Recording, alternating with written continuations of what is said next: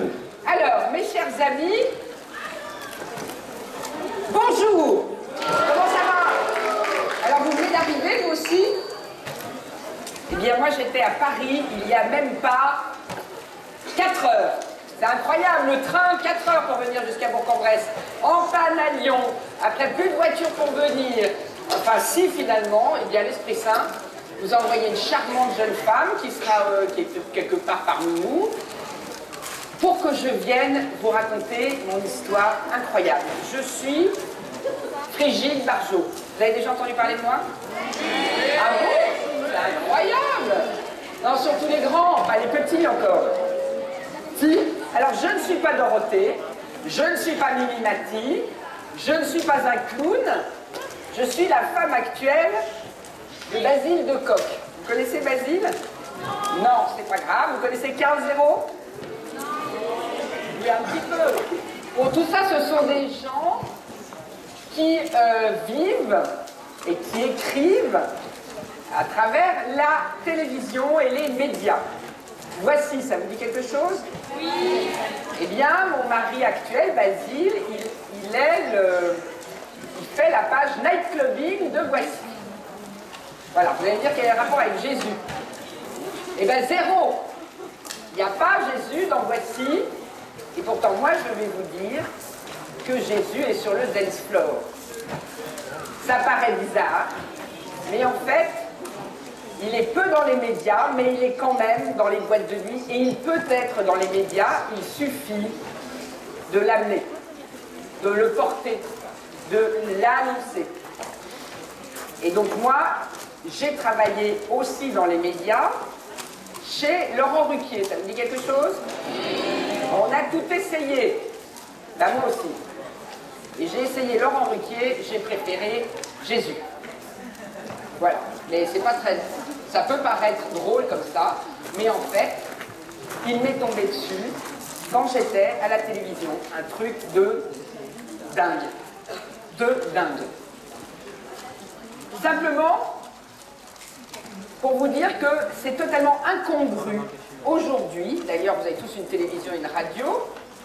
Vous n'êtes pas toujours branchés sur RCF. Vous devez regarder TF1, France 2, France 3, France Bourg-en-Bresse.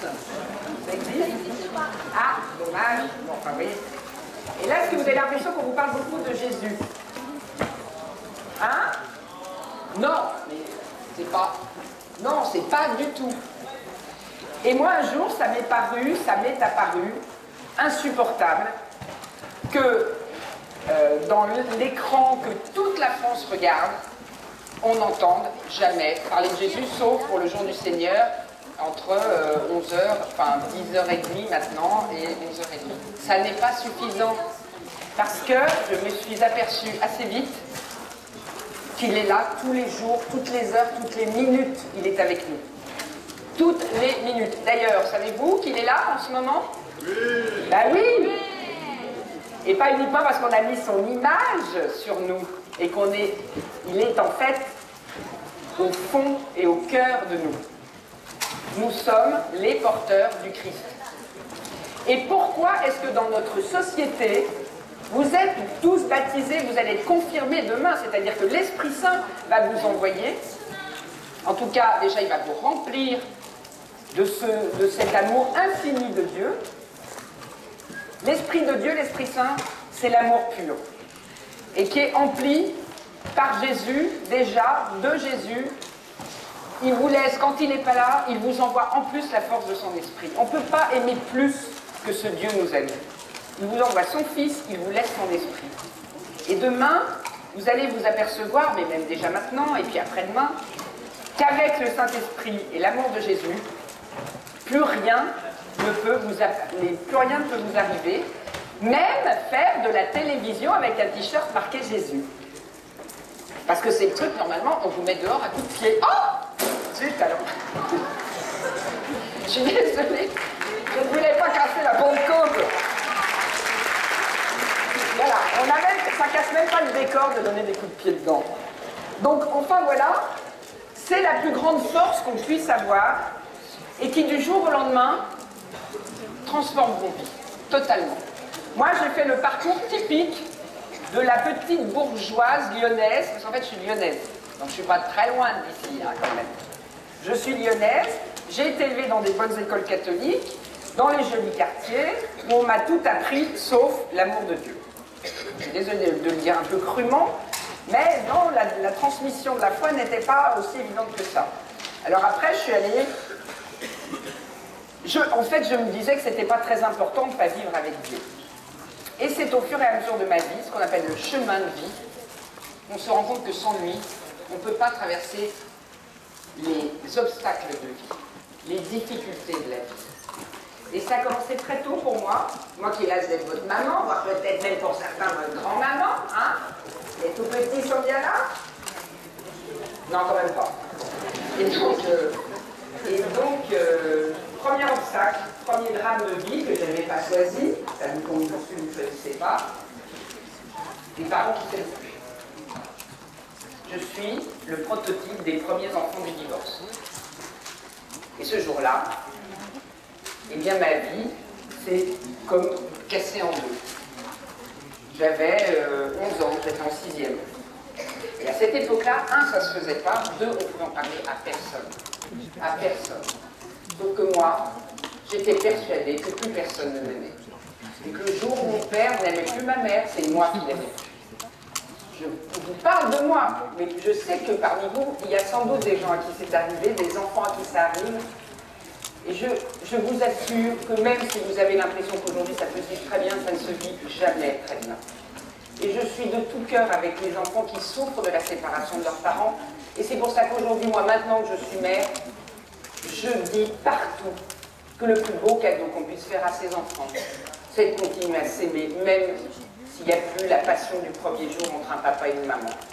Mais qu'il n'y a quand même rien de plus beau à donner à ses enfants. C'est ça, les aimer vraiment. Si ce n'est pas votre cas, n'en voulez pas vos parents, mais sachez qu'il ne faut pas vous installer dans cette idée que c'est comme ça et c'est aussi bien de parents qui s'aiment plus. C'est pas vrai. Il faut tout faire pour s'aimer, toute sa vie. Moi, j'ai été brisée en deux, et ensuite j'ai cru pouvoir compenser avec des petits amis, des amoureux quand j'étais plus grande. Et je me suis dit, j'aurais plein d'amoureux, puis même bon, puis voilà, et puis j'en ai plus rien à faire. Et mon premier amoureux, que j'ai aimé vraiment, très profondément, que j'ai connu à la fac, le jour où je lui ai dit, mais j'aimerais vraiment qu'on aille plus loin que juste aller au cinéma, faire la fête, etc. Eh bien cet amoureux-là, qui s'appelait Philippe, était vraiment mon tendre amour et j'étais vraiment amoureuse de lui. Il m'a dit, je t'aime, j'aimerais pouvoir faire un bout de chemin et voir une vie avec toi. Mais voilà, mon problème, c'est que je n'aime pas les filles. Mes parents divorcés, un premier copain homo. Voilà, ça commence bien, hein, dans l'amour de vie, vous voyez. Comment on fait, à part se dire, je suis pas aimée à vie. Je suis faite pour pas être aimée, et donc, la vie est un drame. À quoi ça sert d'avancer comme ça? Ah oui, j'avais des copines, mais enfin, vous savez ce que c'est que les copines, hein, ça s'en va et ça revient. C'est fait de tout petit rien. Dès qu'il y a un garçon qui se pointe, elles sont plus là, les amies. Donc, très très embêtée. Mais pas embêtée, désespérée. Heureusement, j'avais une chance, c'est que j'aimais faire la fête. Alors ça, faire la fête, allons-y. Alors je ne parle pas aux jeunes de 4e, hein, ni même aux 3e, seconde, première. Un petit peu, mais pas trop, et pas trop tôt. Moi d'ailleurs, j'ai commencé tard, j'ai commencé à 18 ans. Mais alors, comme j'avais bien attendu, j'y suis allée franco. Et c'est pour ça que je peux vous dire, qu'après j'ai été une espèce de madone des boîtes de nuit. Et maintenant j'y chante d'ailleurs, j'y retourne et j'y chante, mais pas comme Sheila. Hein, j'ai un groupe de rock'n'roll qui s'appelle les Dead Pompidou aussi. Et je peux vous dire qu'effectivement, quand on est bien à plusieurs, qu'on danse, mais sans se laisser aller à la griserie, sans boire trop, sans consommer n'importe quoi, oui, on partage une vraie joie avec son corps sur la musique. Et moi, je vous dis, sous le contrôle des prêtres qui sont là, que quand on partage comme ça avec d'autres, Dieu est parmi nous. Dès que nous avons de la joie qui nous relie les uns les autres, évidemment, c'est aussi de la joie de Dieu, même dans une boîte de nuit, dès lors qu'on ne perd pas le contrôle de ce qu'on fait et qu'on aime vraiment ceux auprès de qui nous sommes. Donc, voilà, je suis dans les boîtes de nuit, tout ça, c'est super. Et puis, malheureusement, comme je suis en détresse d'amour, d'affection, moi, je me laisse aller à faire des trucs. Tu vois, trop d'alcool, trop de bêtises. Et je me rends compte que ma vie, à 20 ans, 22 ans, c'est n'importe quoi. N'importe quoi. J'arrive à faire des études, je suis arrivée à Paris, je fais Sciences Po, tout ça c'est super. Mon professeur d'économie d'ailleurs, comment il s'appelle? François Hollande. C'était mon prof d'économie. Et Pierre Moscovici, le ministre de quoi il est des Affaires étrangères? Non, mais il est... Ah ben il y a Bercy, bah oui, normal, c'est mon prof d'économie aussi. C'était le grand chef, ils étaient tous les deux. Donc vous voyez, finalement, c'est pas si mal que ce soit l'économie. Ils nous ont appris libéralisme pour des socialistes, c'est quand même c'est un comble. Mais c'est comme ça, tout est incohérent dans notre existence. Et donc, je partais vraiment en vrille, même si je gardais le cap à Sciences Po. Jusqu'au jour où mon ami Philippe, qui ne pouvait pas me rendre heureuse en tant qu'amoureuse, et qui aurait bien aimé, et c'est un drame pour lui, de ne pas avoir pu, comment dire, trouver sa moitié pour faire une unité dans un couple. Me voyant aller de plus en plus mal, un jour me dit, parce qu'à l'époque je ne m'appelais pas Frigine encore, il me dit Virginie, je vais t'emmener écouter de la musique, parce qu'il faut dire qu'on adorait la musique classique, ma mère était professeure de chant, et on allait beaucoup à l'opéra et tout ça, enfin, c'était un vrai garçon sensible qui aimait la grande musique. Et il dit, tiens, je vais t'emmener d'ailleurs dans un endroit, peut-être ça te fera plaisir, et en plus c'est gratuit, si on allait écouter un concert d'orgue. Alors je lui dis, tiens non, des orgues, mais où est-ce qu'il y a des orgues à votre avis? Ah bah dans une église. J'y avais pas fichu les pieds depuis au moins 10 ans. Hein. Alors je veux dire, il n'y avait pas du tout de Jésus, quoi. Il n'y avait rien. Il y avait la fête, les copains, Sciences Po, les mondanités parisiennes et tout ça. Et il me dit, bah oui, écoute, je vais t'emmener écouter un concert d'orgue, évidemment, dans une église. Mais pas n'importe laquelle. Et nous voilà partis un dimanche soir, à Notre-Dame. Je vous trouve bien loin. Mais si je descends, ça va faire encore du bruit, non? J'aimerais être plus près de vous. Mais sinon, vous ne le verrez pas. Bon, alors tant pis, on reste comme ça. Joël, si je descends, ça fait du bruit? Oui, bon, on s'en fiche. Ouais. Et alors, et nous voilà partis à Notre-Dame. Et ça y est, tu verras bien. Ah, d'accord. Bon, vous êtes prêts à vous boucher les oreilles? Attention. Attention, on y va. Ça marche? Vous voyez l'esprit de ça?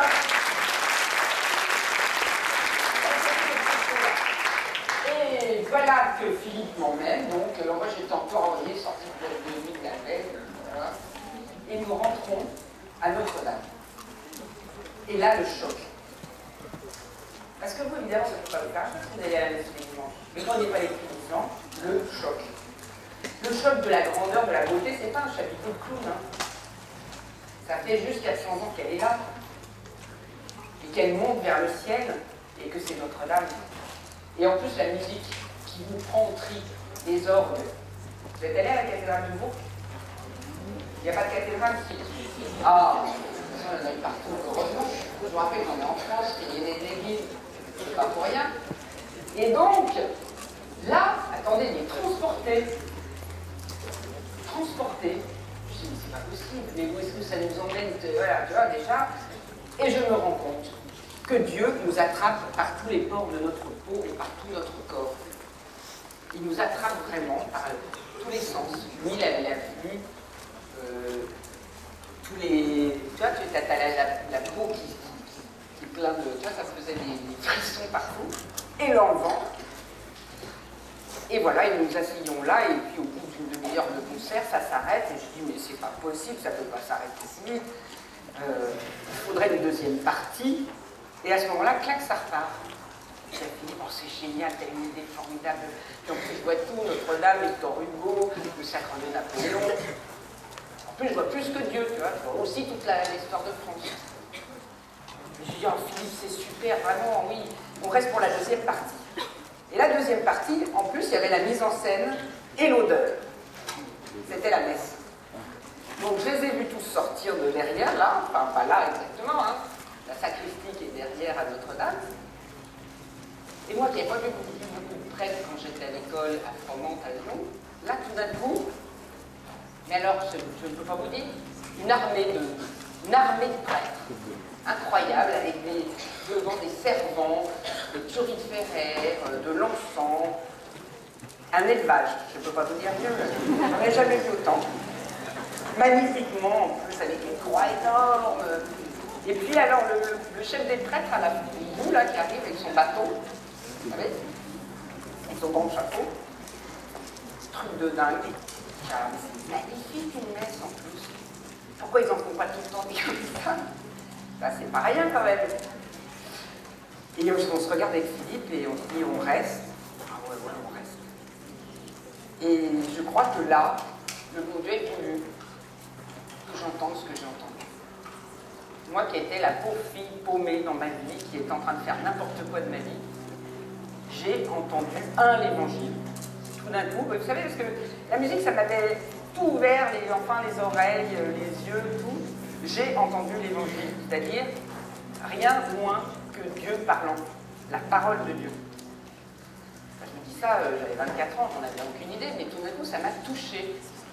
Et ça m'a touchée d'autant plus que le grand gars avec son chapeau et sa petite voix, qui n'était autre que Monseigneur Lustiger, l'archevêque de Paris, ben, il nous a expliqué, si jamais on ne comprenait pas assez bien ce que disait Jésus dans l'Évangile, il nous a expliqué ce qui se passait.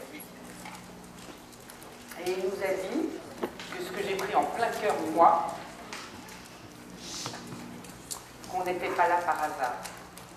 On n'était pas le fruit du hasard et de la nécessité ou du désamour de nos parents. On était le fruit de l'amour unique. Pour chacun d'entre nous, un amour unique pour une personne unique, l'amour de Dieu, qui fait qu'il nous a donné la vie. Que ça n'est pas possible que vous soyez là, s'il n'a pas voulu pour le Dieu. Qu'il nous aime chacun uniquement, inconditionnellement, jamais à la place de lui, jamais à la place d'elle, uniquement et éternellement. Voilà ce que j'ai compris à 23 ans en sortant d'une boîte de nuit. C'est que j'étais aimée. Et que personne ne m'enlèverait ça jamais. Même pas des parents qui ne s'aiment plus, même pas des amis qui vous trouvent, même pas un amoureux qui ne peut pas vous aimer. C'est à vie et c'est pour ça qu'on est là. Et qu'il y a tellement de gens qui ne le savent pas, que moi, toi, chacun, c'est de l'amour pur qui vous est donné pour que vous puissiez le donner vous-même, et qui fait que ça fait une charmante jeune fille aujourd'hui, un charmant jeune homme, un monsieur plus âgé, hein, bien sûr aussi. Et même des personnes malades, handicapées, c'est le même amour pour chacun, et le même amour unique pour chacun, qui n'est pas partagé, qui est multiplié. Et quand on a compris ça, on a compris tout le sens de sa vie. Et à ce moment-là, si vous voulez, je sais vous le raconter comme ça, et ça m'étouffe toujours d'émotion de la même façon, mais j'ai pu me retourner vers Philippe et lui dire « je ne t'en veux pas ». Il y a autre chose qui me portera, et ça sera à moi d'essayer d'en faire le meilleur dans ma vie. Enfin bon, à l'époque, pile, je ne suis pas sûre de l'avoir dit ça comme ça. Hein. Bon. Mais n'empêche que j'avais été touchée pour la première fois. Et touchée par l'essentiel, c'est le sens de ce que nous sommes ici-bas en train de faire. Nous sommes venus par un désir d'amour, et ce désir d'amour, il est inconditionnel, personne ne le brisera jamais, c'est l'amour de Dieu pour nous. Maintenant, nous, notre amour pour Dieu, il est plus que fragile ou inexistant, je suis bien d'accord, moi j'avais pas trouvé ça. Il m'a fallu du temps et encore des obstacles pour y arriver. Savoir que j'avais la raison de mon existence, ça ne me donnait pas encore la clé pour que cette existence, je l'accomplisse au mieux. Et il fallait que je passe par les étapes de vie que je n'avais pas assez remplies de Dieu. C'est venu petit à petit, notamment eh bien, avec la chance de rencontrer celui qui allait devenir mon mari, Basile de Kock, à travers la rigolade et l'humour et la parodie. Eh bien, j'ai une bonne nouvelle pour vous, on peut rigoler et aimer Dieu. Ça n'est pas incompatible. C'est pas un truc fait que pour les ronchons, les sévères et les... Tu vois, non, Dieu c'est la rigolade. Dieu c'est le rire, Dieu c'est la joie. Jésus rigole. Enfin, rigole pas tous les matins, mais bon, on peut rigoler tout le temps avec lui. Dieu est humour. Parce que l'humour, c'est la contraction de l'humilité et de l'amour. Et c'est ça qu'on doit essayer de vivre. Être humble pour aimer vraiment. Et bien rigoler, vous allez voir comme ça nous rend humbles. D'abord, on commence par rigoler de soi-même.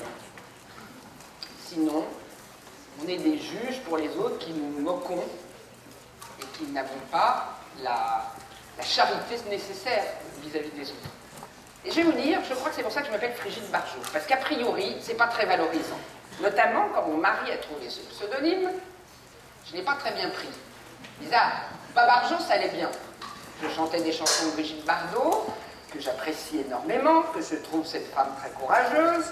Elle était courageuse à une époque, elle l'est encore aujourd'hui, différemment.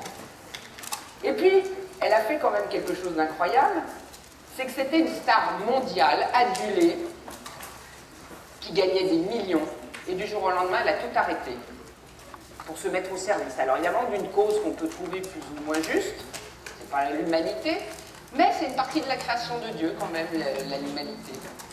Il y a quand même peu de gens qui s'en occupent, et puis voilà, comme ça, tout le monde lui tape dessus. Moi, je trouve qu'il vaut mieux s'occuper et soutenir les gens que personne ne soutient. Je sais pas, c'est dans ma nature, un peu comme ça, de s'occuper des pauvres, même des pauvres médiatiques. Bref, j'aimais bien Brigitte Bardot, donc Basile me dit, j'ai un groupe parodique, dans lequel ils ont des parodies de tout, de livres, de journaux, je vous en ai apporté d'ailleurs sur le son.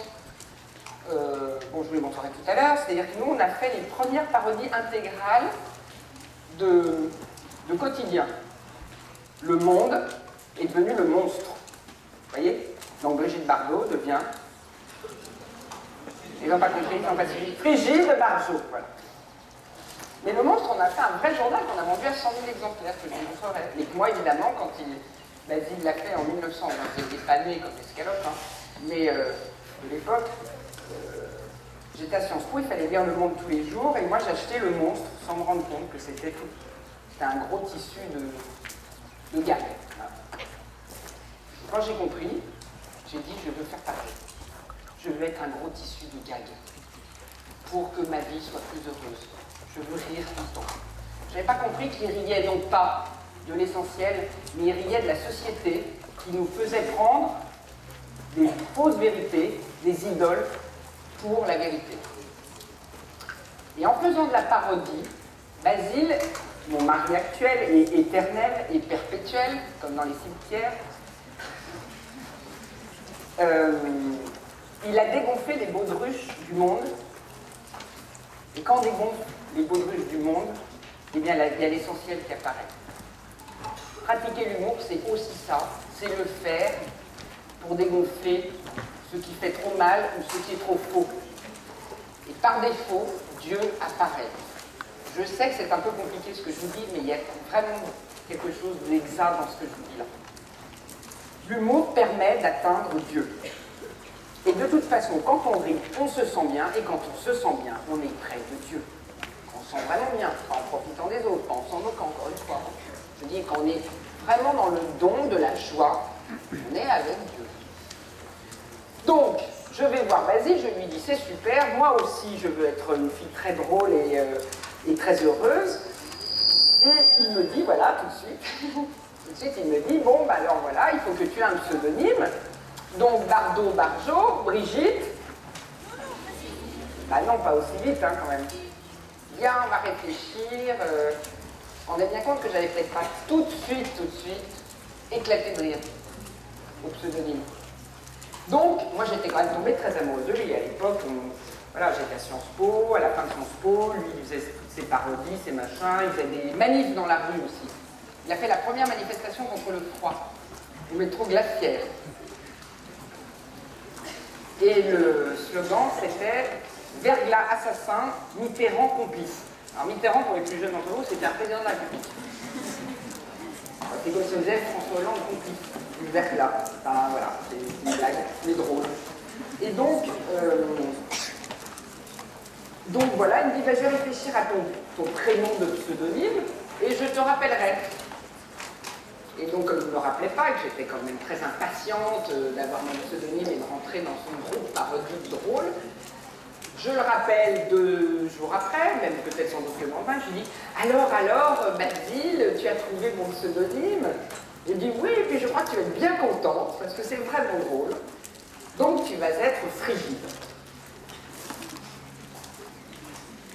Oui, là c'est parce que tu t'appelles pas comme ça. Alors, moi je vais te porter. Et je lui dis, il faut arrêter. C'est pas vrai. Voilà, ça va trop vite, moi je vais rester avec vous raconter toute ma vie encore.